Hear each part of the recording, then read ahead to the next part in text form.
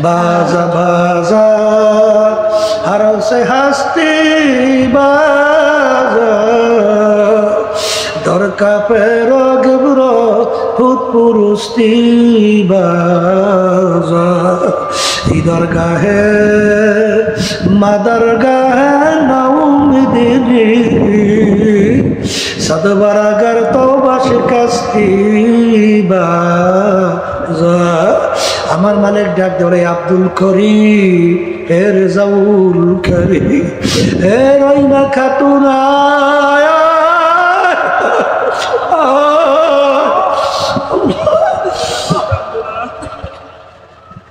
তুই যদি ভূত পূজার মতো গুনাহ কইরা থাকো আল্লাহ তুই যদি পাহাড় পরিমাণে গুনাহ কইরা থাকো আমার দরবার নৈরাশার দরবার না আমার দরবার বঞ্চিতের দরবার না তুই যখন দুই চোখের পানি ছাড়বি দুই হাত আমার দরবারে তুইলা আমার কাছে ডাক দিবি এ আমার দয়ার মালিক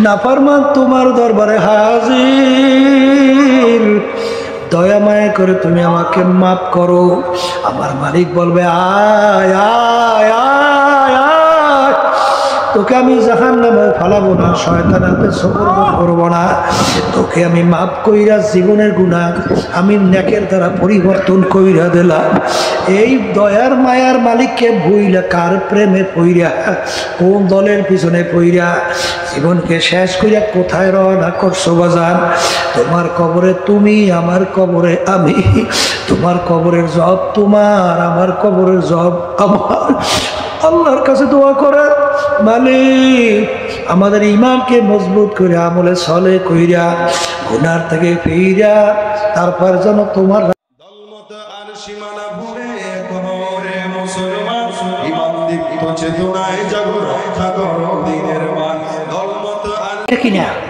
লক্ষ লক্ষ নাকি রব্বুল আলামিন আমল নামা দান করবে তারা যারা মাহফিলে আসছে যে সিনে ঠকছে মুখ খুলে বলে আর যারা আসে নাই তারা ঠকছে কথা ঠিক না বেঠি এখন আমার ভাইদেরকে বলবো পর্দার আড়ালের মা বোনরা যারা শুনতেছেন শোনেন কিয়ামতের ময়দানে আল্লাহ রাব্বুল আলামিন বান্দা বান্দিকে মাফ করার জন্য ওসিলা তালাশ করবে কি তালাশ করবে এই আল্লাহর রহমত ছাড়া কেউ বেহেশতে যেতে পারবে আল্লাহ রাসূল সাল্লাল্লাহু আলাইহি ওয়াসাল্লাম একদিন সাহাবায়ে কেরামদেরকে বলতেছেন এ আমার সাহাবারা আল্লাহর রহমত ছাড়া কেউ বেহেশতে যেতে পারবে না সাহাবায়ে কেরামরা বললেন হে আল্লাহর রাসূল আপনিও কি আল্লাহর রহমত ছাড়া বেহেশতে যেতে পারবেন না আল্লাহ রাসূল সাল্লাল্লাহু আলাইহি ওয়াসাল্লাম বলেন আমিও আল্লাহর রহমত ছাড়া বেহেশতে যেতে পারবো না আমিও নাজাত পাবো না আমিও এক কথায় আল্লাহর রহমত ছাড়া কোনো উপায় আমারও নাই তাহলে আল্লাহর রহমত আসার জন্যে রহমত আসার নজর কাজ করা লাগবে না এই জন্য বলে কথা ঠিক আছে এই হাদিসের ভিতরে আসছে আল্লাহ রাসূল সাল্লাল্লাহু আলাইহি ওয়াসাল্লাম বলছেন আল্লাহর বান্দাকে আল্লাহ মাফ করবে এরকম কোন আমল বান্দার নাই বান্দা নাই আল্লাহ রাব্বুল আলামিন ফেরেশতাদেরকে বলবেন দেখো তো তালাশ করে দেখো তালাশ করে দেখো ওর জীবনে কখনই হক্কানি আলেমদের সঙ্গে এক দস্তারখানে মজলিসে বসছে কিনা তালাশ করে পাওয়া গেছে রব্বুল আলামিন জীবনে হক্কানি আলেমদের সঙ্গে এক দস্তারখানে বসছিল তাই ওসিলে আমি ওকে মাফ করে দিলাম তাহলে মাহফিলে যারা আসছি এটা বেহেশতের বাগান না আসতে কয় কির বাগান তাহলে যারা আমরা আসছি ঠকজি না জিতছি আর যারা আসে নাই এখন এই কথাগুলো যে বললাম এই কথাগুলো গুরুত্ব আসবে কাদের এক শ্রেণীর মানুষ দেখবেন আমাদের এই কথাগুলো শোনার পরে তারা কিন্তু মিসকি মিসকি হাসবে এবং একজন আরেকজনকে হাসতে হাসতে ঢইলে ঢইলে পড়বে টিটকেরি মারবে আমরা বরিশালের টিটকেরি মারে কি মারে অর্থাৎ আমাদের কথার তো কোনো গুরুত্বই নাই বরঞ্চ আমাদের কথাগুলো তারা মনে করে আবাস বেহুদা থাকো, এর কোনো মূল্য নাই। এই কথা ঠিক না ঠিক? আমাদের এই আলোচনাগুলো, এই কথাগুলো গুরুত্ব দেবে কারা বলেন? যারা মানুষ। বলেন মুখ খুললা। এখন বলতে পারেন হুজুর বলেন কি? যারা হাসাহাসি করে টিটকারি মেরে তারা কি মানুষ না? কি কথা কর না? এই যারা গুরুত্ব দেবে তারা মানুষ। মানুষ বলতে কি? তার বাহ্যিক কতগুলো অঙ্গ প্রত্যঙ্গ, দুইটা চক্ষু আছে, কি দুইটা কান আছে, দুইটা হাত আছে, দুইটা পা আছে, ঠিক না? এইভাবে যারা নাকি টিটকারি মারবে তাদের দুইটা চক্ষু নেই, হাত দুইটা নাই, পা আছে না? অঙ্গ প্রত্যঙ্গে পার্থক্য কিছু আছে? তাহলে হুজুর যারা মানুষ তারা বুঝবে, আর যারা টিটকারি মারে আপনি বলতেছেন, আমি অর্থাৎ আমি বলতেছি এগুলো মানুষ না। আসতে কয় হ্যালো কি না? বলে হুজুর কেমন কথা বলছো? শোনেন, আমি বলি নাই, আল্লাহ রাব্বুল আলামিন কোরআনুল কারীমের ভিতরে বলছেন যে এক শ্রেণীর মানুষ, তাদেরকে আমি আমার নেয়ামত চক্ষু দান করছি। কি দান করছি? তাই চক্ষু দান করছে। চোখের কাজ কি? দেখা। চোখের কাজ কি? তাহলে ওদের চক্ষু আছে, কিন্তু ওরা আমার কুদরত দেখেও দেখে না। ওদেরকে আমি কান দান করছি শোনার জন্যে, ওরা শুইনাও শুনে না। ওদেরকে আমি অন্তর দান করছি বুঝের জন্যে, ওরা বুঝাও বুঝে না। এখন আল্লাহ বলতেছেন এই শ্রেণী মানুষগুলা কেমন? উলাইকা কাল আনআম। আমি বলছি না আল্লাহ বলছে? এই মানুষগুলো কেমন জানি? চতুষ্পায় জানোয়ারের মতো। চতুষ্পায় জানোয়ারের মতো। এরপরে আল্লাহ বলতেছেন শুধু চতুষ্পায় জানোয়ারের মতো না, বাল হুম আযাল। এই মানুষগুলো চতুষ্পায় জানোয়ারের চেয়েও খারাপ। নাউজুবিল্লাহ কোন? এই মানুষগুলো চতুষ্পায় জানোয়ারের চেয়েও খারাপ। কে বলছে? আবার কোন? আল্লাহ বলছে। শোনে, চতুষ্পায় জানোয়ার চেয়ে খারাপ হয় কেমনি? এই আপনার এলাকায় কুত্তা আছে না? আছে? আচ্ছা, কুকুরের 4-5টা বাচ্চা হয় না? হয়। আচ্ছা, এই বাচ্চাগুলো যতক্ষণ পর্যন্ত চইলা ফিরা খাওয়ার মতো উপযুক্ত না হয় ততক্ষণ পর্যন্ত মা কুকুর এই বাচ্চাগুলোকে ফালাইয়া অন্যত্র কোথাও যায়? এই বাচ্চা লালন পালন করতে যাইয়া অনেক সময় বাঘের মুখে পর্যন্ত ঝাঁপ দেয় বাচ্চার মায়ায়। দেয় কি দেয় না? আচ্ছা, বর্তমানে আমাদের দেশে এক শ্রেণীর বেরোইছে 2-2.5 বছরের বাচ্চাটাকে ফালাইয়া পরকীয়া প্রেমের ভিতরে পড়িয়া কুত্তার চেয়েও খারাপ আচরণ করে বের হয়ে যায়। গেছিলাম কিছুদিন আগে এই পটুয়াখালী জেলা 10 মিনা থানা। এক মুজাহিদ এসে বলতেছে, হুজুর আল্লাহর খাস মেহরবানি, আল্লাহ মার্ডার কেস থেকে আমাকে বাঁচাইস। মার্ডার কেসে আসামি হয়েছিলাম। মিথ্যা। কলে তাকি? কলে হুজুর একটা বাচ্চাকে খুন করছে, বুঝছে? তা পরে আল্লাহর রহমতে তদন্ত করার পরে বের হয়েছে মা এবং তার স্বামীর ভাই একত্রিত হইয়া নিজের পেটের বাচ্চাকে খুন করছে। এটা প্রমাণ হয়ে গেছে। মানে শত্রুতা উদ্ধার করার জন্য বাচ্চাকে খুন করিয়া আমাকে ফাঁসাইতে চাইছে, কিন্তু আল্লাহ রাব্বুল আলামিন প্রমাণ করে গেছে। আচ্ছা বলেন তো, এটা কোনো কুত্তায় পারে? শুয়ারে পারে? তাইলে ও পারছে, তাহলে কি ওটা ভালো না কুত্তাটা ভালো? আসতে কয় হ্যাঁ? তাহলে আল্লাহ যে বলছে বাল হুম আদল, মেলে না? মেলে না? হ্যাঁ। আবার এক শ্রেণী কিন্তু আছে, আল্লাহ রাব্বুল আলামিন বলেন বাল হুম আদল না, শারুল বারিয়া। এক শ্রেণীর মানুষ এরকম আছে যেগুলা আমার 18,000 কম বেশি মাখলুকাত আমি সৃষ্টি করছি। এর ভিতরে সবচেয়ে নিকৃষ্ট জানোয়ারের নাম হলো শূকর। এক শ্রেণীর মানুষ রূপী ওই মানুষটা শুয়োরের চেয়েও খারাপ। কে বলছে? তাহলে বোঝা গেল মানুষের সুরাত আকৃতি হইলেই মানুষ হওয়া যায় না।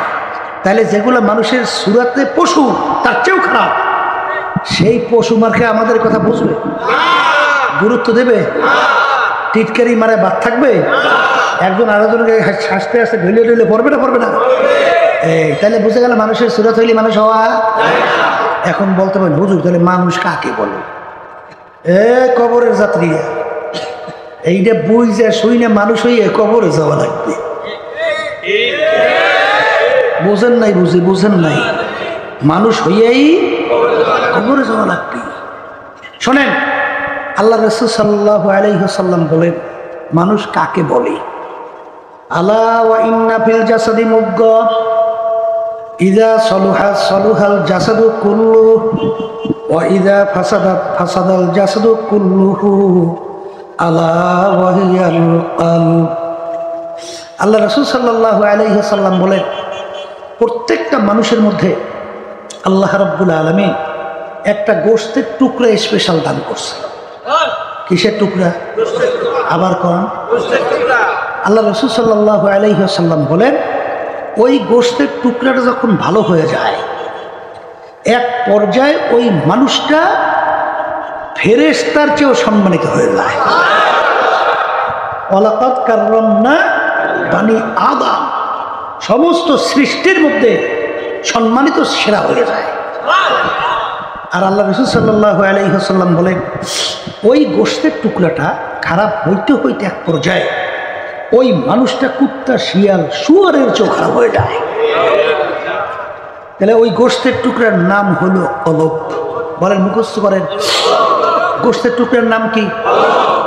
তাহলে এক কথায় যার কলব ভালো বলেন সে ভালো মানুষ।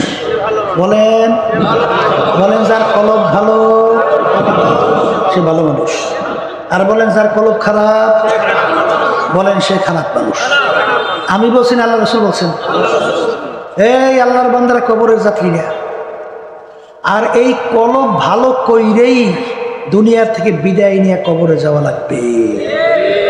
কারণ আল্লাহ রাব্বুল আলামিন তার বেহেশতে যাওয়ার জন্য শর্ত লাগাইছেন। শর্ত, যারা বেহেশতে যাইতে চাও তাই শর্ত শুনে রাখো। কি শর্ত? ইল্লা মান আতাল্লাহা বিকলবিন সালিম। আল্লাহ রাব্বুল আলামিন বলেন কলবে সালিম, সুস্থ পরিষ্কার পরিচ্ছন্ন কলব ছাড়া আমার পবিত্র জায়গা বেহেশতের মধ্যে হবে না। আমি বলছি না আল্লাহ বলছেন? বলেন, মুখ খুলে বলে। আচ্ছা, তাহলে কলব পরিষ্কার করা লাগবে না? আচ্ছা, আল্লাহ রাব্বুল আলামিন তার রাসূলকে দুনিয়াতে পাঠাইছেন, কোনো কারণ আছে না নাই? আসতে কয় আছে না? হে আল্লাহ রাব্বুল আলামিন বলতেছেন আমার রাসূলকে আমি দুনিয়াতে কেন পাঠাইছি? আল্লাহ বলেন ইয়াতলু আলাইহিম আয়াতিহি ওয়া ইউযাক্কিহিম ওয়া ইউআল্লিমুহুমুল কিতাবা ওয়াল হিকমা। আমার রাসূলকে আমি দুনিয়াতে পাঠাইছি কয়েকটা দায়িত্ব দিয়ে, কয়েকটা কাজ। এর ভিতরে একটা কাজ হলো যে আল্লাহ রাসূল তার উম্মতদের ওই যে কলব নামক যে গোশতের টুকরা বলছি ওইটা পরিশুদ্ধ করাইবেন। কি করাইবেন? এই বলেন, কলব কি করাইবেন? পরিষ্কার করাইবেন। শোনেন, কলব ভালো মন্দের উপরেই মানুষের সম্মান বাড়ে কমে। আসতে কয় কথা ঠিক? এই আল্লাহর বান্দারা, কলব পরিষ্কার না করলে আল্লাহ রাব্বুল আলামিন এই এক সূরার ভিতরে, সূরা শামস, এই সূরার ভিতরে প্রায় 9টা কসম করার পরে বলতেছে কদ আফলাহা মান যাক্কাহা ওয়া কদ খাবা মান দাসসাহা। যারা ওই যে গোশতের টুকরা মালিকের কুদরতি ওইটা যারা পবিত্র করতে পারবা তারাই নাজাত পাইয়া জান্নাতে যাবা। কে বলছেন? কয়টা কসম? কসম করে কোন সময়? কোনো কথা বা কোনো বিষয়কে গুরুত্ব দেওয়ার জন্যে। আসতে কয় গুরুত্ব বুঝাবার জন্য তো কসম করে, না সারা হুদা করে? হ্যাঁ, আল্লাহ রাব্বুল আলামিন কসম ছাড়া কথা বললে সেই কথায় কোনো দুর্বলতা আছে? তা আল্লাহ এতগুলা কসম করলেন কেন? আল্লাহ রাব্বুল আলামিন এতগুলা কসম করার কারণ হলো বন্দাবান্দির মায়ার কারণে। কির কারণে? কির কারণে? এই সন্তান রাস্তায় চলতেছে, বাপ বলতেছে খবরদার তুই এই রাস্তায় যাইস না, এই রাস্তা আমি বাঘ দেখে আসছি। এখন সন্তানের ঝোঁক ওই রাস্তায় যাবি, আছে না এরকম ব্যাপার? এখন বাপ বলতেছে আমি খোদার কসম করে বলছি বাজান তুই এই পথে পা রাখিস না, এই পথে আমি বাঘ দেখে আসছি।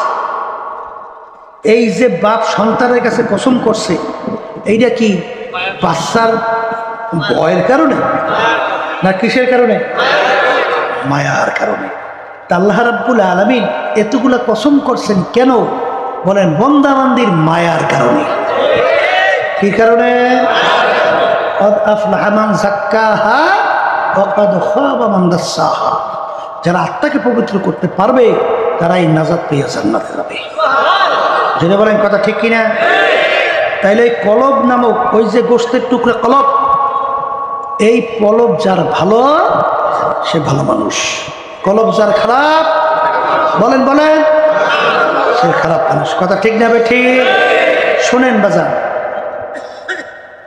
আপনার আমার অনেকের আছে নামাজ ভালো লাগে না, রোজা ভালো লাগে না, সুন্নাত তরিকায় চলতে মন চায় না, হারাম হালাল তবিজ করে খায় না, চলে না, মন চায় না। এর অর্থ কি নামাজের দোষ? কথা কয় না। রোজার দোষ? সুন্নাতের দোষ? এই দোষটা কোন জায়গায় বুঝছেন? ওই কলম নষ্ট হয়ে গেছে। কি নষ্ট হয়েছে? এই একজনের রোগ হইয়া জিহ্বা নষ্ট হয়েছে। এখন তার কাছে যত ভালো খাদ্য দেন, তার কাছে খাদ্য ভালো লাগে? কেমন লাগে? তিতা। নাকি খাদ্যের দোষটা জিহ্বার দোষ? হ্যাঁ।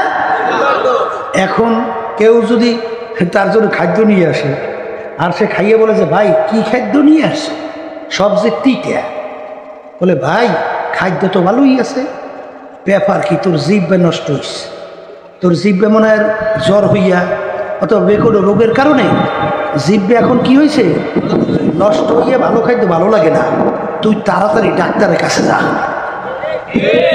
কোথায় পাঠায়? ডাক্তারের কাছে পাঠায়। এখন ডাক্তারের কাছে যাওয়ার পরে আপনার স্থানীয় ডাক্তার আছে না, সে বলে ভাই তোমার এই রোগের চিকিৎসা এখানে নাই, তাড়াতাড়ি ঢাকা যাও। অনেক সময় টাকা খরচ করিয়া ঢাকা যায় না, ঢাকার ডাক্তার দেখে বলতেছে ভাই তোমার এই চিকিৎসা বাংলাদেশে ভালো নাই, বিদেশে যাও। অনেক সময় জায়গা জমিন বাড়ি বিক্রি করিলেও এই শরীরের চিকিৎসা করে না? করে না? যত চিকিৎসা করুক না কেন তারপরেও কি একদিন মরণ লাগবে না লাগবে না? লাগবে। আচ্ছা আমার বাজানদেরকে বলবো যে আজকে শরীরের চিকিৎসার জন্যে আপনি জায়গা জমিন ঘর বাড়ি বিক্রি করিলেও চিকিৎসা করেন, তারপরেও একদিন মরণ লাগবেই লাগবে।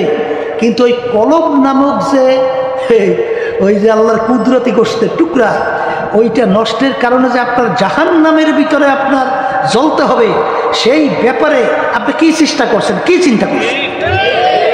কি চিন্তা করছেন? আপনার কেন নামাজ ভালো লাগে না? আপনার কেন রোজা ভালো লাগে না? আপনার কেন সুন্নাত তরিকা চলতে ভালো লাগে না?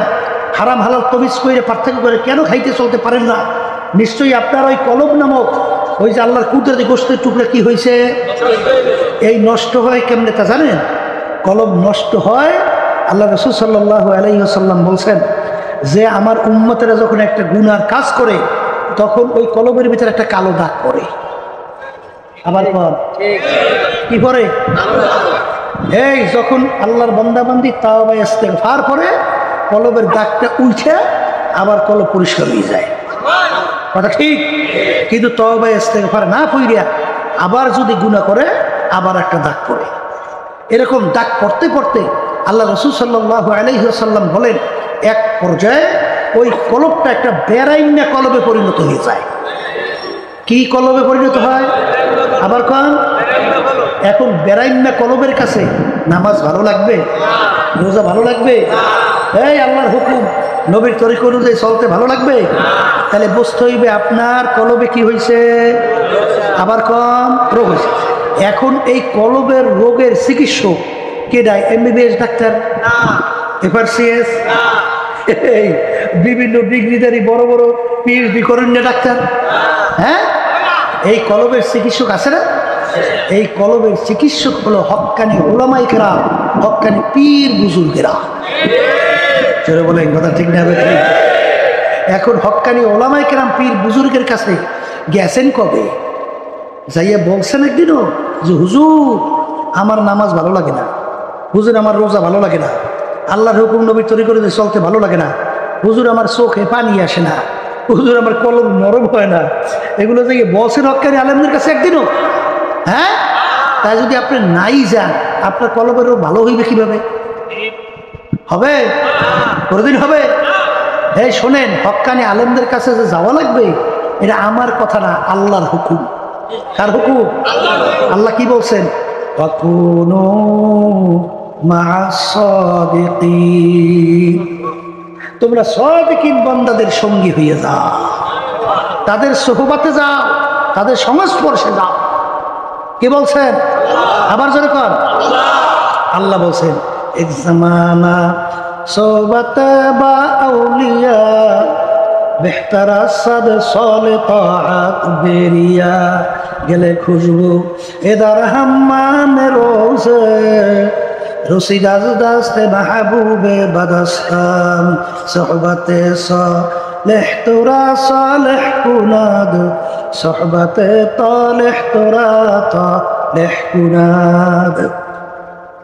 এই আল্লাহর বান্দারা, আপনি শত বছর ইবাদত করছে, যেটা কবুল হয়ে গেছে, এরকম নফল ইবাদতের চেয়েও 100 বছর ইবাদতের চেয়েও উত্তম কিছু সময় যদি আপনি আল্লাহর খাস বান্দাদের সাথে সম্পর্ক তৈরি করতে পারেন। আল্লামা জালালউদ্দিন রুমি রহমাতুল্লাহি আলাইহির নাম শুনছেন? আল্লামা জালালউদ্দিন রুমি নাম শুনছেন? এই জালালউদ্দিন রুমি রহমাতুল্লাহি আলাইহি ওই জমানার মধ্যে সবচেয়ে বড় বিখ্যাত বুজুর্গ, নামি দামি বড় আলেম ছিলেন। কথা ঠিক না? ওই জমানার ভিতরে বড় আলেম। তিনি বলতেছেন খোদ বা খোদ মাওলানা রুমি না আসো তা গোলামে শামসুত্তিবরিজি না আসো। আমি রুমি ততক্ষণ পর্যন্ত রুমি হতে পারি নাই যতক্ষণ পর্যন্ত শামসুত্তিবরিজের আমি সাগরের সংস্পর্শে যাইতে পারি নাই। কি কথা কর না কা? কথা ঠিক না? ঠিক। তাহলে আমার বাজানদেরকে বলবো, পর্দা আলে মা বোনরা যারা শুনতেছেন, এই কথা যে আমি বলছি বাস্তবতা আছে না নাই? আর একটু কর, আপনাদের এলাকায় নাই? কথা কয় না? এই আমাকে আজকে বলতেছিল এক আল্লাহর বান্দা, হুজুর আমি অনেক খারাপ কাজের ভিতরে লিপ্ত ছিলাম, আমার ভাইরা আমাকে দাওয়াত দিয়ে সর্বনের ময়দানে নিয়ে গেছে, নিয়ে যাওয়ার পরে হুজুর এরপর আমাকে আল্লাহ এই পরিবর্তন ঘটাইয়া এখন আমাকে আল্লাহ দিনের পথে এরকম চালাইতে আছে। এই গেছিলাম উত্তরবঙ্গে, বুঝছে, এলাকার খুব এক পদের লোক আছে না, খুব নামি দামি এবং খুব আছে না এই নেতা গোছের লোক, বুঝছে। আমাদের মাহফিলটা এখন বিভিন্ন জায়গায় করা খুব সমস্যা, বিভিন্ন সরকারিভাবে বাধা, বিভিন্ন ধরনের ঝামেলা করতে আছে না, তাই ওই এলাকায় আমাদের মাহফিল করতে দেবে না। তো ওই আল্লাহর বান্দা খুব প্রভাবশালী, সে বলতেছে মাহফিল সর্বনাশ বিশ্ব হুজুর করাবই, যা হয় হবে। তো ওই আল্লাহর বান্দা মাহফিলের ব্যবস্থা করছে, করার পরে সে এখন স্টেজে উঠে বলতেছে যে আমার জীবনে আমি কোনোদিন পশ্চিমে সেজদা দেই নেই, জীবনেও না। তাই সর্বনাশ কিছু মুজাহিদ আমার ভাইরা আমাকে দাওয়াত দিয়া বহুদিন পর্যন্ত চেষ্টা করছে সর্বনাশ নেওয়ার জন্য, আমি সহজে সর্বনাশ যাই নেই। ওদের পিড়াপিড়ি সহ্য করতে না পাইয়া ওদেরকে আমি টাকা পয়সা দিয়ে দিতাম, যে যাও তোমাদেরকে টাকা পয়সা দিয়ে দিলাম, এইটা নিয়ে যাও। তো একবার আমাকে ঠেকাই ফেলাইস যে ঠিক আছে তোরা যাও, ছাড়ই না, ল সর্বনাশ যাবো। এই সর্বনাশ জমিনে যাওয়ার পরে ওখানে তো আল্লাহর রহমতে লক্ষ লক্ষ দিনদার নামাজি আল্লাহর বান্দারা থাকে না? কথা কয় না? থাকে না? যখন এই মাঠে গেছে এরপর সে বলতেছে যে আমি প্রথম আমার জীবনে এই চরমনাই যাওয়ার পরে পশ্চিমে সেজদা দিছি। কি এইটা কেমনে কেমনে হয়েছে? সোহবাতে যাওয়ার কারণে না, আসতে কয় সোহবাতে যাওয়ার কারণে না, সংস্পর্শে থাকার কারণে না, না যাওয়ার কারণে হয়েছে। হ্যাঁ, এর জন্য কিতাবের ভিতরে আসছে, শোনেন, খারাপ চরিত্রের লোকদের সঙ্গে বন্ধুত্ব তৈরি না কইরিয়া গর্তের ভিতর থেকে বিষাক্ত একটা সাপের সঙ্গে বন্ধুত্ব তৈরি করো। কারণ বিষাক্ত সাপ তোমাকে যদি সবল দেয়, আর তুমি যদি ইমানদার হও, আর তুমি যদি মারা যাও, শহীদি দরজা পাইয়া বিনা হিসেবে বেহেশতে যাবা। আর খারাপ চরিত্রের বন্ধু যদি তোমাকে সবল দেয়, তাহলে এক পর্যায়ে তুমি ঈমান হারা হইয়া চিরতরে জাহান্নামী হয়ে যাবা। এই জন্যে তোর বন্ধুত্ব যদি করতেই মন চায়, তাইলে তুই গর্তের ভিতরে বিষাক্ত সাপের সঙ্গে বন্ধুত্ব কর, তারপরে তুই খারাপ চরিত্রের লোকদের সঙ্গে বন্ধুত্ব করিস না। জোরে বলেন কথা ঠিক না? এই জন্য আমার ভাইদেরকে বলবো, পর্দা আলে মা বোনরা যারা শুনতেছেন, এই কলব নামক যে গোস্তের আল্লাহর কুদরতি টুকরা, এইটা ভালো করার জন্যে এই ডাক্তার কারা বলেন? হক্কানি ওলামা ইকরাম, হক্কানি পীর বুজুর্গেরা। জোরে বলেন কথা ঠিক না? ঠিক। এক শ্রেণী কিন্তু আছে, এরা কিন্তু হক্কানি আলেমদের কাছে যাওয়া, এইবার পীরের কাছে যাওয়া, হক্কানি পীরদের কাছে যাওয়া, এইটা কিন্তু বাধা দেয়, নিষেধ করে, আবার বলে এটা শিরক। জৌজুর জোরে বলেন না হুজুর, আছে না নাই? আমি আমার বাজানদেরকে বলবো, ওর নিজের কপাল পড়ছে, আর একজনের কপাল পড়ার চেষ্টায় আছে। ওর আমলের দিকে তাকাই দেখেন, আর যারা হক্কানি আলেমদের সাথে সম্পর্ক রাখছে তাদের আমলের দিকে তাকাই দেখেন, কি পার্থক্য আছে না নাই? ওর চোখের দিকে তাকাই দেখেন, ওর চোখে পানি নাই। আর যারা হক্কানি আলেমদের সাথে সম্পর্ক রাখে তাদের চক্ষু সবসময় থাকে ভিজা, কথা কয় না? আর চোখের পানি ছাড়া জাহান্নামের আগুন ঠান্ডা হবে? আর একটু আস্তে কর, হবে হবে? আমি বলছেন, আল্লাহ রসুল বলছেন, আল্লাহ রসুল কি বলছেন? মান বাকা মিন খাশিয়াতিল্লাহ হারামাল্লাহু তিলকাল আইনা আলান নার। যেই চক্ষু আমার মাওলার ভয় কাঁদবে, ওই চক্ষুর জন্য জাহান্নামের আগুন হারাম হইয়া যাবে। কে বলছেন? আল্লাহ রসুল বলছেন। কি জোরে বলেন কথা ঠিক না? ঠিক। আল্লাহ রসুল সাল্লাল্লাহু আলাইহি ওয়াসাল্লাম বলেন, লা ইয়ালজুন নারা মান বাকা মিন খাশিয়াতিল্লাহ হাত্তা ইয়াউদাল লাবানু ফিদ দার'i। যেই চক্ষু আমার মাওলার ভয় কাঁদবে, ওই চক্ষু জাহান্নামের ভিতরে দেয় এরকম অসম্ভব হইয়া যাবে। যেরকম গাভীর বান্দের থেকে দুধ দোহাইয়া ওই বান্দের ভিতরে ঢুকানো যেরকম অসম্ভব, ওই আল্লাহর বান্দা বান্দিকে এরকম জাহান্নামে দেওয়া এরকম অসম্ভব হইয়া যাবে। আল্লাহ রাসূল বলেন, ইবকু ইবকু ফাইল্লাম তাবকু ফাতাবাকু। আল্লাহ রাসূল সাল্লাল্লাহু আলাইহি ওয়াসাল্লাম বলে, হে আমার উম্মতরা, কান্দো কান্দো, কান্না না আসলে কান্নার ভান ধরো। কে বলছেন? বলেন কে বলছেন? আমি বলছেন, কোনো পীর বলছে না কোনো আলেম বলছেন? আল্লাহ রাসূল সাল্লাল্লাহু আলাইহি ওয়াসাল্লাম বলছেন। জোরে বলেন কথা ঠিক না? ঠিক। এই কান্না না আসলে কান্নার কি ধরো? আচ্ছা বলেন তো, কোনো ইবাদতের মধ্যে ভান ধরা, ভান ধরা মানে কি? লৌকিকতা, ভিতরে একটা বাহিরে আর একটা, এটার নাম কি? লৌকিকতা। আচ্ছা কোনো ইবাদতে লৌকিকতা যায় আছে? একটু আসতে পারেন? আছে আছে? তাহলে কোনো ইবাদতে লৌকিকতা জায়েজ নেই। কিন্তু আল্লাহ রাসূল সাল্লাল্লাহু আলাইহি ওয়াসাল্লাম বলেন, তোমার যদি কান্না না আসে তাহলে একটু কান্নার ভান ধরো, কান্নার চেষ্টা করো, মুখটা একটু বেঞ্চি মেঞ্চি দাও, আল্লাহ দেখুক বান্দাবান্দি কান্নার জন্য চেষ্টা করতেছে। কি জোরে বলেন কথা ঠিক না? ঠিক। তাহলে কান্না দরকার আছে না নাই? আল্লাহ রাব্বুল আলামিন কি বলছেন কোরআনুল কারীমের ভিতরে? ফালিয়াদহাকু কালিলাম ওয়ালিয়াবকু কাসীরা।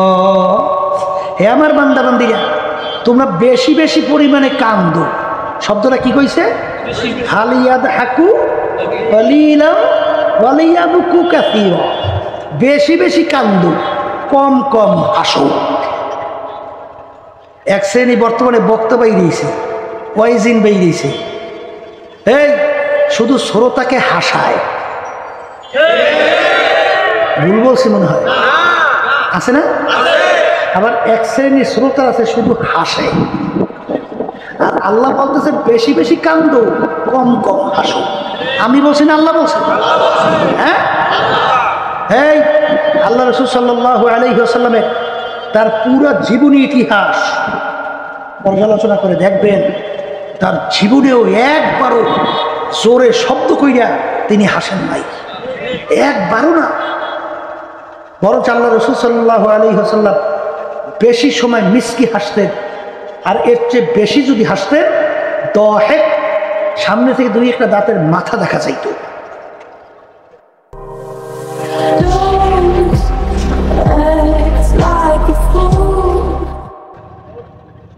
আর বর্তমানে একদল বের হয়েছে শুধু হাসায়, আর এক শ্রেণী শুধু হাসে।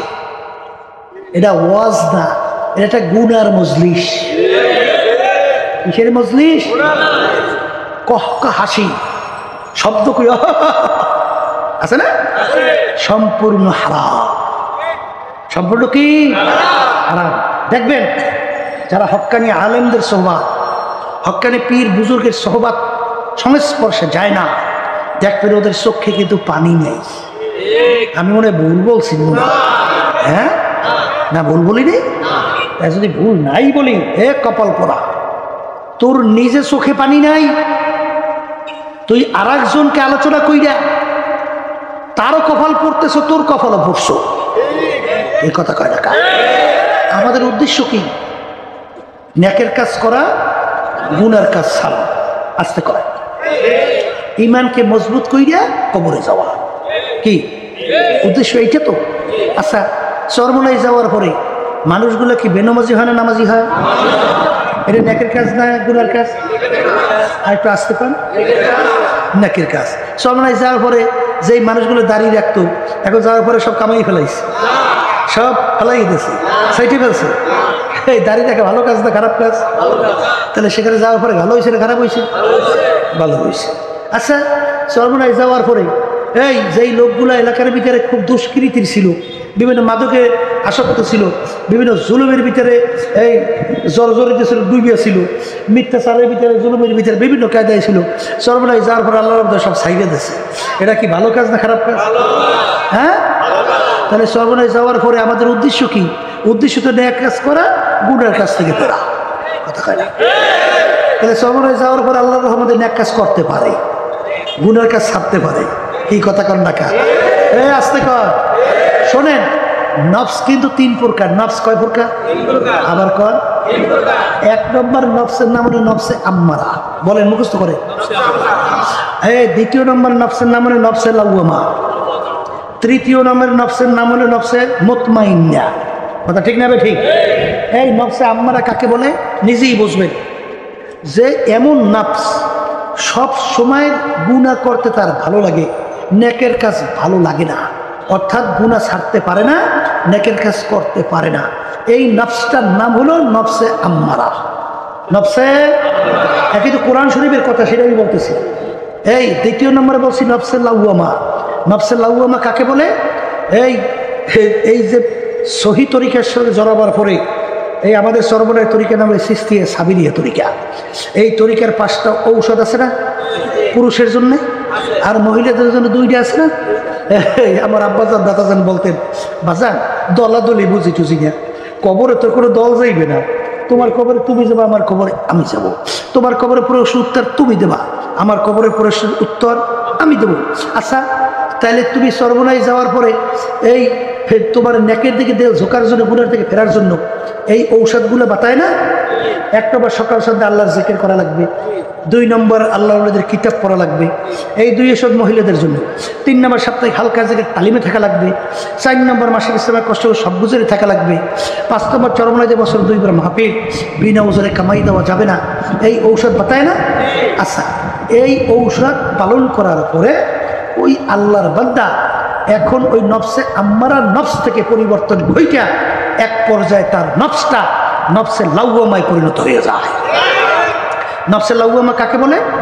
গুনাহ করার সময় চুপ থাকে, গুনাহ হওয়ার পরে এই আফসোস তৈরি হয়, গুনাহটা আমি কেন করলাম, কেন করলাম, কেন করলাম। এইটার নাম কোন নফস? বলেন নফসে। আর একটা নফস হলো নফসে মুতমাইন্না। একটা নফসের নাম কি? নফসে মুতমাইন্না কাকে বলে? বলেন গুনার কাজ ছাড়তে পারে, নেকের কাজ করতে পারে। বলেন এইটার নাম কোন নফস? আবার কোন? নফসে মুতমাইন্না। এই তরিকার ঔষধ আলহামদুলিল্লাহ মুজাহাদা মুরাকাবা মুশাহাদার মাধ্যমে এই চলতে চলতে এক পর্যায়ে ওই নফসটা নফসে মুতমাইন্নায় পৌঁছে যায়। আর আল্লাহ রাব্বুল আলামিন কিয়ামতের ময়দানে ডাক দেবেন, ইয়া আইয়াতুহান নাফসুল মুতমাইন্না ইরজিই ইলা রাব্বিকি রাদিয়াতাম মারদিয়া আদখুলি ফি ইবাদি ওয়াদখুলি জান্নাতি। সুবহানাল্লাহ। কোন দলের নফসকে ডাক দেবে? বলেন নফসে মুতমাইন্না। আবার কোন? কে ডাকবে? নফসে মুতমাইন্নার পরিচয় পাইছেন তো? কি পাইছেন? বলেন নেক কাজ করতে পারে, গুনার কাজ ছাড়তে পারে। বলেন নেক কাজ করতে পারে, গুনার কাজ ছাড়তে পারে। এই নফসটার নাম কি? আর আল্লাহ কিয়ামতের ময়দানে কাদেরকে ডাকবেন?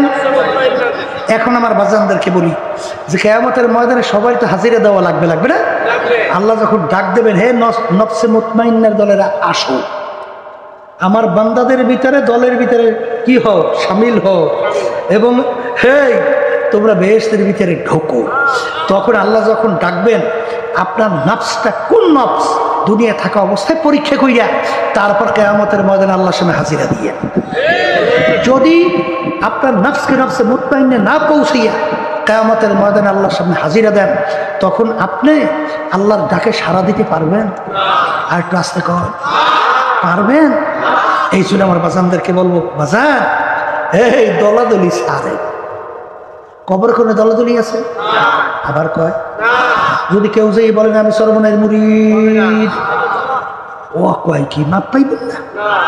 হ্যাঁ, এই আমি অমুক দলের লোক, আমি অমুক বংশে, আমি অমুক পীর, আমি অমুক মুফতি, এই আমি কিন্তু চৌধুরী বংশে, জমিদার, তালুকদার। এইসব পরিচয় কবরে চলবে? কোনো পরিচয় চলবে? যদি চলতোই, একটা কথা সবসময় মনে রাখেন, আল্লাহ রাসূল সাল্লাল্লাহু আলাইহি ওয়াসাল্লামের চেয়ে বড় পীর, বড় অলি, বড় গাউস কুতুব দুনিয়া থেকে আসছে? আসবে কোনোদিন? আল্লাহ রাসূল সাল্লাল্লাহু আলাইহি ওয়াসাল্লাম দুনিয়ায় থাকা অবস্থায় তার কলিজার টুকরা সন্তান ফাতেমা রাদিয়াল্লাহু তাআলা আনহা তাকে ইঙ্গিত করে বলছিলেন, ইয়া ফাতেমাতু আনকিজি নাফসাকি মিনান নার। হে ফাতেমা, দুনিয়ায় থাকা অবস্থায় নিজে আমল করো, জাহান্নামের আগুন থেকে বাঁচো, এরপরেও অন্ধকার কবরে যাইয়া শো। ও ফাতেমা, যদি কবরে এই পরিচয় দাও আমি আখিরি জামানার নবীর মেয়ে, আল্লাহ রাসূল সাল্লাল্লাহু আলাইহি ওয়াসাল্লাম বলেন, ও ফাতেমা রে, এই পরিচয় কবরে কোনো কাজ হবে না। এ কবরের যাত্রীরা, এই আল্লাহর বান্দারা, পর্দার আড়ালের মা বোনেরা, আল্লাহ রাসূল সাল্লাল্লাহু আলাইহি ওয়াসাল্লাম যদি তার কলিজার টুকরা সন্তান ফাতেমা রাদিয়াল্লাহু তাআলা আনহা তার ব্যাপারে যদি কবরে কোনো নাজাতের গ্যারান্টি দিতে না পারে, এ আল্লাহর বান্দারা, কবরের যাত্রীরা, এমন কোন পীর আছে, এমন কোন উস্তাদ আছে এমন কোন দল আছে, এমন কোন দলের নেতা নেত্রী আছে যে তোমাকে আমাকে নাজাত করে জান্নাতের ব্যবস্থা করতে পারবে? জোরে বলেন, পারবে? যদি নাই পারে, আমি দল টল বুঝি না।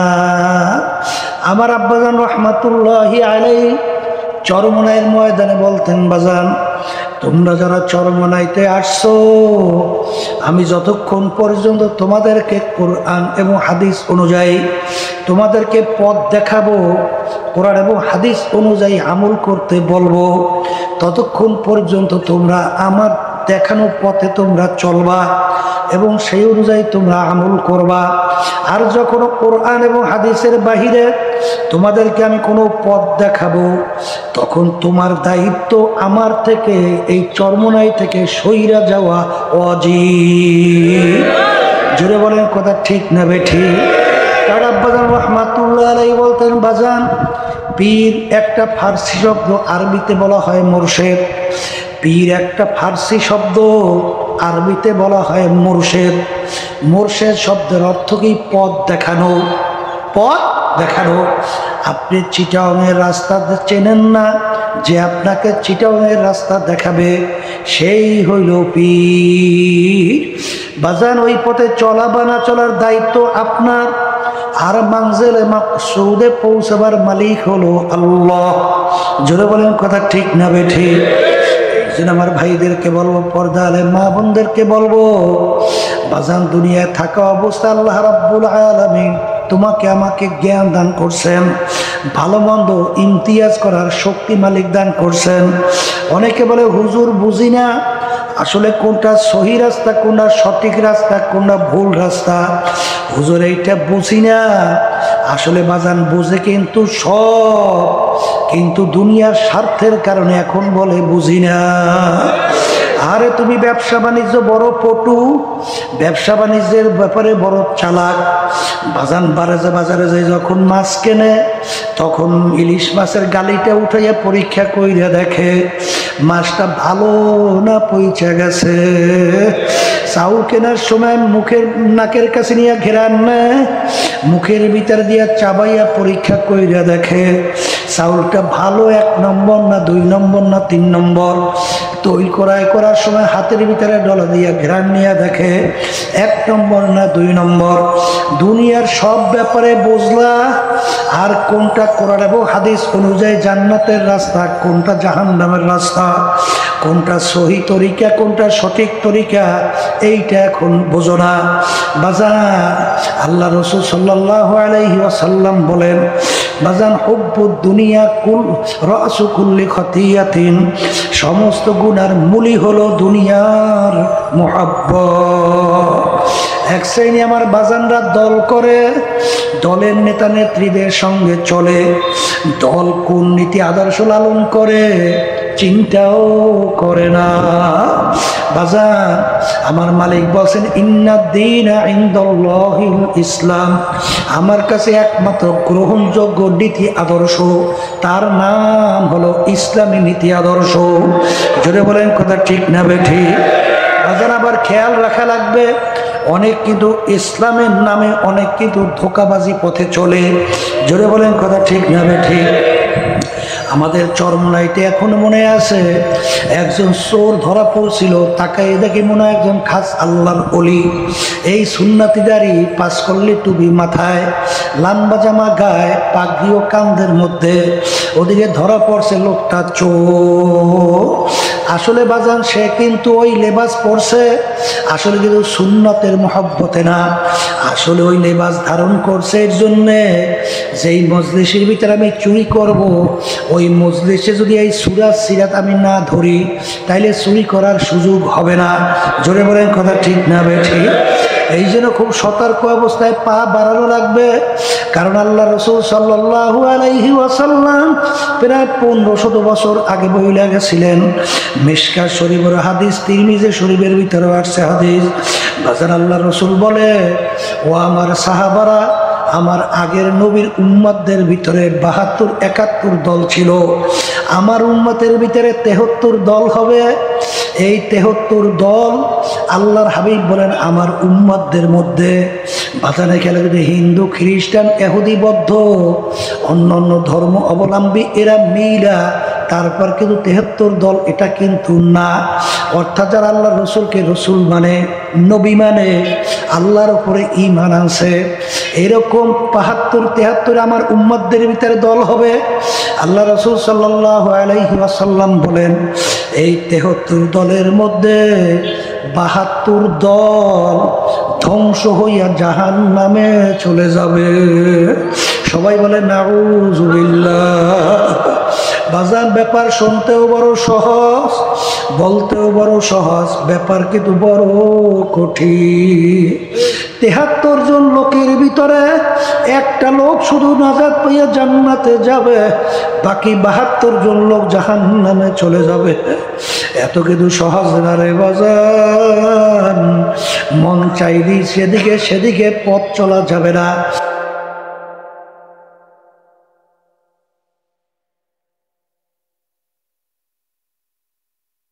RFL CPVC Pro Pipe and Fittings সর্বাধুনিক CPVC material দিয়ে তৈরি RFL CPVC Pro Pipe and Fittings ঠান্ডা ও গরম পানি সরবরাহের জন্য একদম পারফেক্ট। তাই এই পাইপ লম্বা সময় ধরে 93 ডিগ্রি সেলসিয়াস পর্যন্ত গরম পানি সহ্য করতে পারে।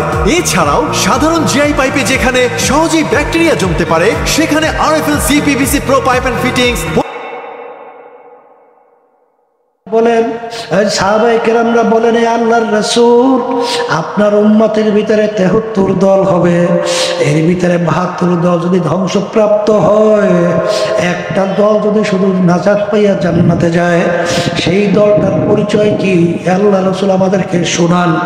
আল্লাহ রাসূল সাল্লাল্লাহু আলাইহি ওয়াসাল্লাম বলেন মা আনা আলাইহি ওয়া আসহাবি, আমি এবং আমার সাহাবারা যেই পথ, যেই মত, যেই নীতি, যেই আদর্শ, যেই সুরাত, যেই সিরাত, যেই আকীদা, যেই আমলের মধ্যে আছি, কিয়ামত পর্যন্ত যেই দলটা, যেই লোকটা এই নিয়মের উপরে থাকতে পারবে, তারাই নাজাত পাইয়া জান্নাতের ভিতরে চইলা যাবে। এই জন্য আমার ভাইদেরকে বলবো, পর্দারে মা বোনদেরকে বলবো, যত সহজ মনে করো অত কিন্তু সহজ না, বড় কঠিন, বড় কঠিন। এই আল্লাহর বান্দারা বর্তমান ভালো করে বোঝো। আল্লাহর হাবিব বলেন আমি এবং আর সাহাবারা যেই পথের ভিতরে, নীতি আদর্শের ভিতরে আছি, যারাই থাকবে তারাই জান্নাতি। বাজানে একজন সাহাবীর ইতিহাস পাওয়া যায় না, ১.৫ লক্ষের উপরে সাহাবায়ে কেরামদের সংখ্যা। কত? প্রায় ১.৫ লক্ষের কাছাকাছি। একজন সাহাবীকে তালাশ করে পাওয়া যায় না এক মুষ্টির উপরে দাড়ি ছাড়ছে বা কামাইছে, একজন সাহাবীর ইতিহাসে পাওয়া যায় না। যদি কেউ পাইয়া থাকেন দয়া করে আমাদেরকে দেখান। কি এরপরে কোনো কথা আছে? একজন সাহাবীও নাই, এক মুষ্টির উপরে দাড়ি ছাড়ছে বা কামাইছে, একজন সাহাবীর ইতিহাসে না। আল্লাহ রাসূল দাড়ির ব্যাপারে বলছেন তুলুল লিহিয়া ওয়া কাসরু শাওয়ারিব, তোমরা দাড়িকে লম্বা করো, মুছকে খাটো করো। জোরে বলেন। এক শ্রেণী বর্তমানে কিন্তু দেখা যায় এক মুষ্টি দূরের কথা দাড়ি সাইটা চামের ভিতরে লাগায়। এক কোন ইসলাম? এক কোন সাহাবায়ে কেরামদের আমল? এক কোন নবীর আমল আছে? যদি পাইয়ে থাকেন দেখান, দেখান। বাজান আমরা তো দেখতেই চাই, আমরা পাই না, কোথাও নাই। এই জন্য আমার বাজানদেরকে বলবো, পর্দালে মা বোনদেরকে বলবো, আল্লাহ রাসূল সাল্লাল্লাহু আলাইহি ওয়াসাল্লাম বলেন মা আনা আলাইহি ওয়া আসহাবি, আমি এবং আমার সাহাবারা বাজান যেই পথ নীতি আদর্শের মধ্যে আছে, তারাই নাজাত পাইয়া জান্নাতি। জোরে বলেন কথা ঠিক না বেঠিক? এ দুনিয়াদার পাগল আমার বাবারা, এ পর্দার আড়ালের মা বোনেরা, দলের পাগল হইছ, সম্পদের পাগল হইছ, সম্মানের পাগল হইছ, ভালো করে যাই না রাখো। কবরে কিন্তু প্রশ্ন 4টা। কয়টা? আর তুমি খুলে বলে কয়টা? কয়টা? প্রথম নম্বর প্রশ্ন মান রব্বুকা, দ্বিতীয় নম্বর প্রশ্ন মা দীনুকা, তৃতীয় নম্বর প্রশ্ন আমার নাবিয়ুকা, চতুর্থ নম্বর প্রশ্ন না, হ্যাঁ 3 নম্বর প্রশ্ন আমার নাবিয়ুকা। প্রশ্ন 3টা, কয়টা? জোরে কর। এর ভিতরে 3 প্রশ্নের ভিতরে পাইছেন তুমি চরমনের লোক কিনা? আর একটু আস্তে কর। তুমি সারসিনের কিনা? তুমি জৈনপুরের কিনা? হ্যাঁ, তুমি জামাতের লোক কিনা? তুমি বিএনপির কিনা? তুমি আওয়ামী লীগের কিনা? এই 3 প্রশ্নে আছে। কি পাইছেন? মান রব্বুকা ওমা দীনুকা ওমান নাবিয়্যুকা, তোমার রব কে? কোন নীতি আদর্শের উপরে দুনিয়াতে চলছো? ধর্মের নাম কি? আল্লাহ রসুলকে দেখাবেন মান হাজার রাজুল, বলো ব্যক্তি কে? এই 3 প্রশ্ন, এই 3 প্রশ্নের ভিতরে পাইছেন তুমি সর্বনের লোক কিনা? হ্যাঁ, দলের মধ্যে পড়ছেন। দলটা করবেন কি? তোমার কবরের উত্তর তুমি দেবে, আমার কবরের উত্তর আমি দেব। আস্তে কয়, ধরে বলেন কথা ঠিক না ঠিক? হে আল্লাহর বান্দারা, কবরের যাত্রীরা, এরপরেও যারা বিভিন্ন কায়দায় বর্তমানে দুনিয়ামুখী মানব রচিত তন্ত্র মন্ত্র যারা লালন করে, গণতন্ত্র, ধর্মনিরপেক্ষতাবাদ, অমুক টমুক সমুক, সেই দলের সঙ্গে জড়াইয়া যারা এখনো চলতেছেন, শোনেন কোরআনুল কারীমের আয়াত শুনাইয়া যাই। আল্লাহ কি বলছেন, আমার বুকে রাগ করিয়েন না।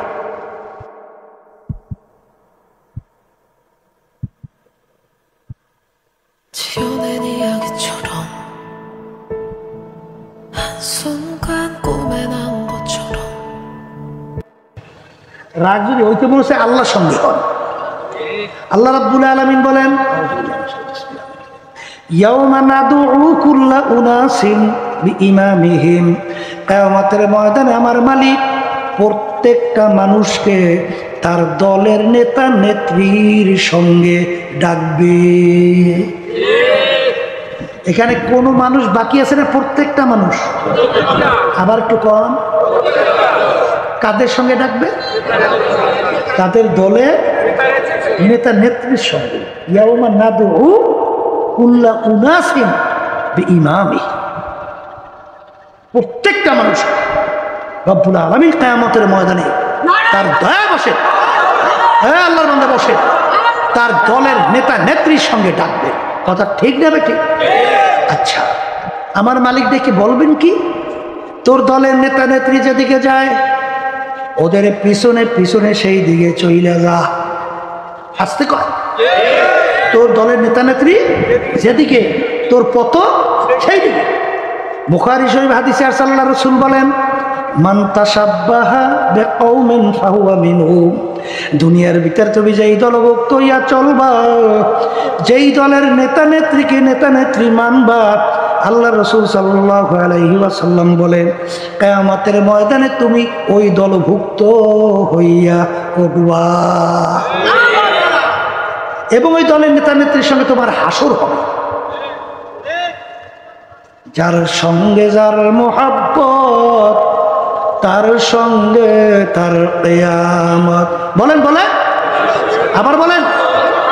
যার সঙ্গে যার মোহাব্বত, তার সঙ্গে তার কিয়ামত। কথা ঠিক কইছেন? এবার ঠিক কইছেন? হ্যাঁ, এই আলোচনার ভিতরে পাইছেন যে তুমি কোন দলের লোক? আসতে পারে। কবরের ভিতরে পাইছেন কোন বংশের? আসতে করে। হ্যাঁ, মানুষ বংশের উপরে ভিত্তি করে তার সম্মান বাড়ে। পীরের লকব লাগাইলে সম্মান বাড়ে। হ্যাঁ, বেলাল হাবশী রাদিয়াল্লাহু তাআলার নাম শুনছেন? আসতে কয় থেকে শুনছেন? হাবশ বংশের লোক, একেবারে নিচু বংশ। মানুষের যে গুণ থাকা দরকার একটা গুণও ছিল না, যেটা সামাজিকভাবে গুণ হয়, মূল্যায়ন হয়, একটাও ছিল। চেহারা কালো। কালো লোক দেখেন নাই? যারা হজে গেছেন দেখছেন কি কালো চেহারা, তেমন ডকপত আছে। মহাকালো, কালো তো মহাকালো, এই ডক্টর নাই। তাহলে চেহারার দিক থেকে কালো, বংশের দিক থেকে নিচু, শিক্ষার দিক থেকে একেবারে বোকালাম, কিছু জানতো না, কিছু জানতো না। সম্পদের দিক থেকে, টাকার দিক থেকে একেবারে নিচ্ছ, এক পয়সারও মালিক নাই। ওদিকে এবার জবানটা বাজলে তোতলা, কি গুণ আছে আসতে কয়। ও ওদিকে আবার গোলামের ছেলে, গোলাম, বাপেও গোলাম, তিনিও গোলাম। দুনিয়ার দিক থেকে তার সম্মান গুণ কি আছে? কিছু আছে? আবার তো আসতে কয় আছে, কিন্তু আল্লাহর কাছে তার সম্মান কেমন? আল্লাহু আকবার।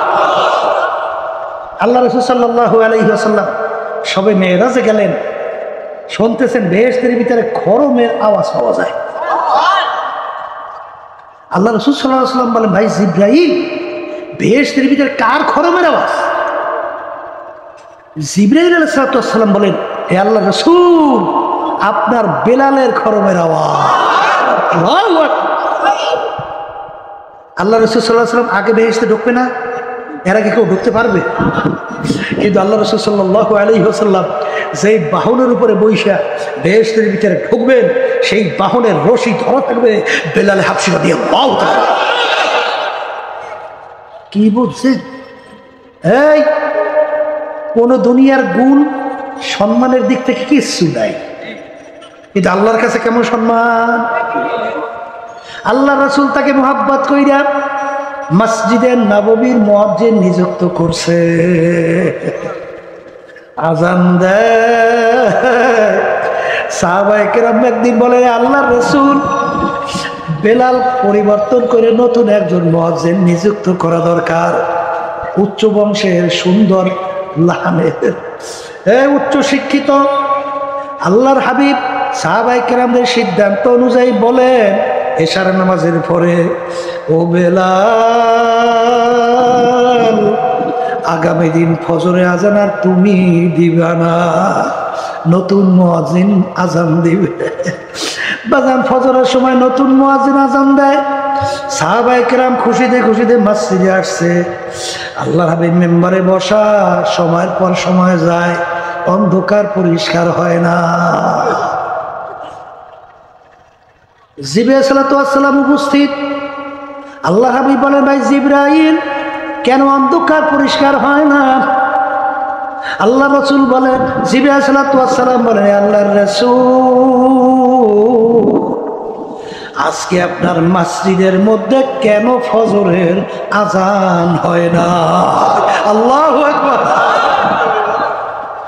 আল্লাহ রাসূল সাল্লাল্লাহু আলাইহি ওয়াসাল্লাম বলেন, ও ভাই জিবরাইল, তুমি কি বলো? আজকে তো অন্যান্য সময়ের চেয়ে আরো সুন্দরভাবে আজান হয়েছে। জিবরাইল সালাতু ওয়াসসালাম বলে, আল্লাহর রাসূল,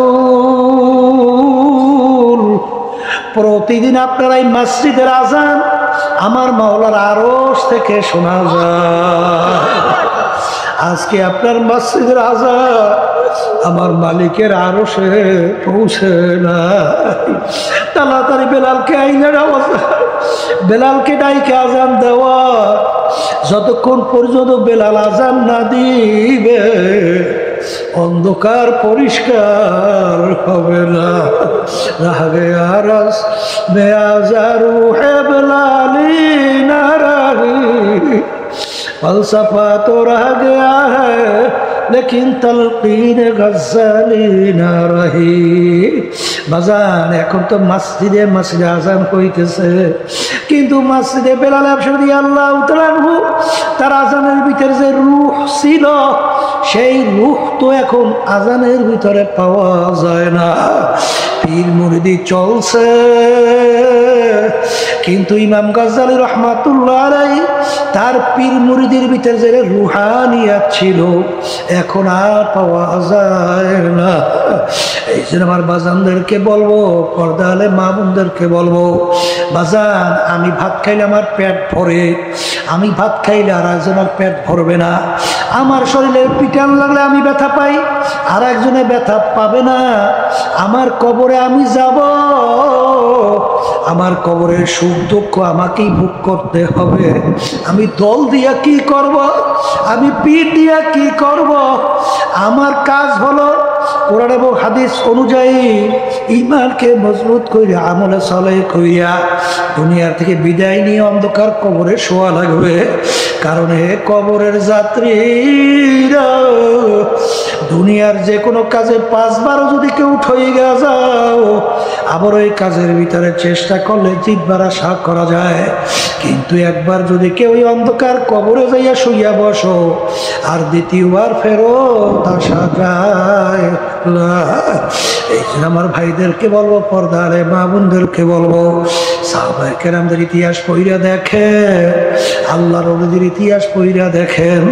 বাজার সাহাবায়ে কেরামদের ইতিহাস পড়লে দেখবেন আল্লাহর ভয়, আল্লাহর জাহান্নাম আযাবের গজবের ভয়, কানতে কানতে গাল মোবারকের ভিতরে কালো দাগ পড়াইয়া ফেলছিল।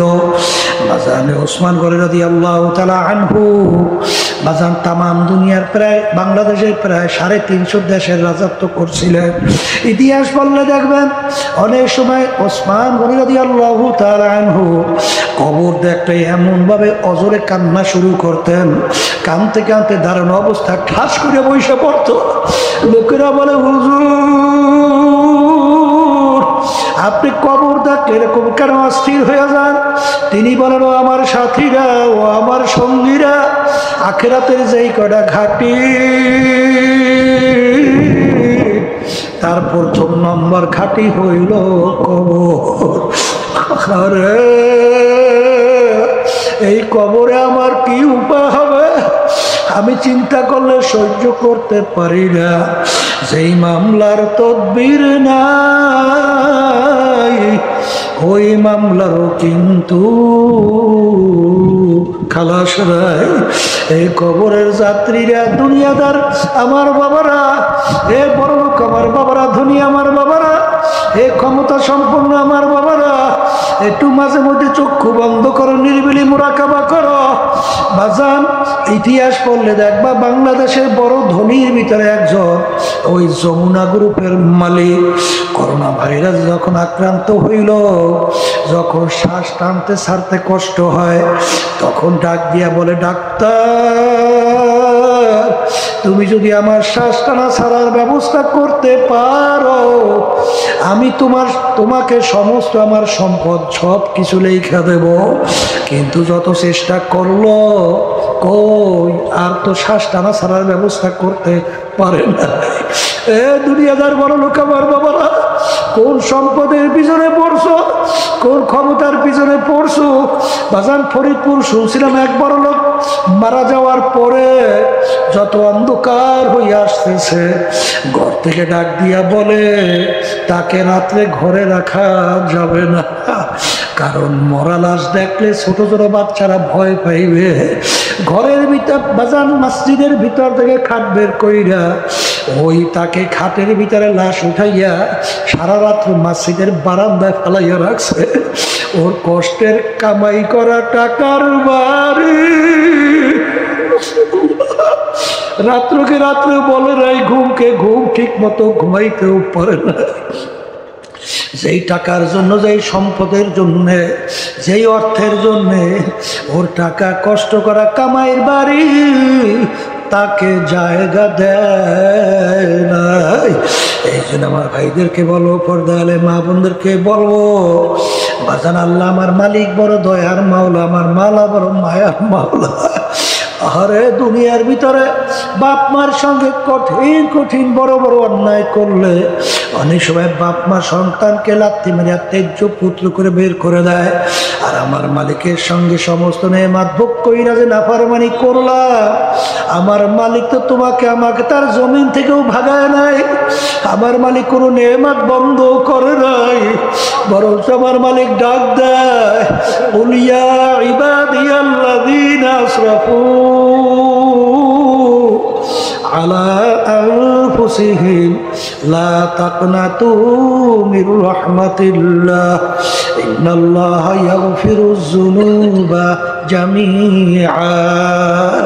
বাজা বাজা হর সে হাস্তি বাজা দরকার পেরা গবরা হুত পুরুস্তি বাজা এই দরগাহে মাদারগাহে নাউম দিদি সদবরাগর তওবা শিকস্তি বাজা আমার মালিক ডাক ধরে আব্দুল করিম হে রেজাউল করিম হে রইনা খাতুনা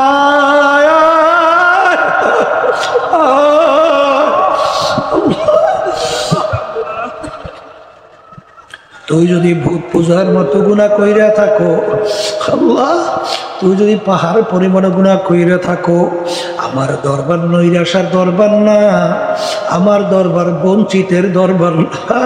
তুই যখন দুই চোখের পানি ছাড়বি, দুই হাত আমার দরবারে তুইলা আমার কাছে ডাক দিবি, এ আমার দয়ার মালিক, নাফরমান তোমার দরবারে হাজির, দয়া মায়া করে তুমি আমাকে মাফ করো। আমার মালিক বলবে আয় আয় আয় আয়, তোকে আমি জাহান্নামে ফালাবো না, শয়তানের হাতে সমর্পণ করবো না, তোকে আমি মাফ কইরা জীবনের গুনাহ আমি নেকের দ্বারা পরিবর্তন কইরা দিলাম। এই দয়ার মায়ার মালিককে ভুইলা কার প্রেমে পইরা, কোন দলের পিছনে পইরা জীবনকে শেষ কইরা কোথায় রওনা করছো বাজান? তোমার কবরে তুমি, আমার কবরে আমি, তোমার কবরের জব তোমার, আমার কবরের জব আমার। আল্লাহর কাছে দোয়া করে, মালিক আমাদের ঈমানকে মজবুত করে আমলে সলে কইরা গুনার থেকে ফিরা তারপর যেন তোমার রাজি খুশি নিয়ে ঈমান নিয়ে কবরে যাইতে পারি। আল্লাহুম্মা আমিন। এ ঘরের মেয়ে লোকের হাত উঠাও, আরে গুনার কথা মনে করো, দুই চোখের পানি ফালাও।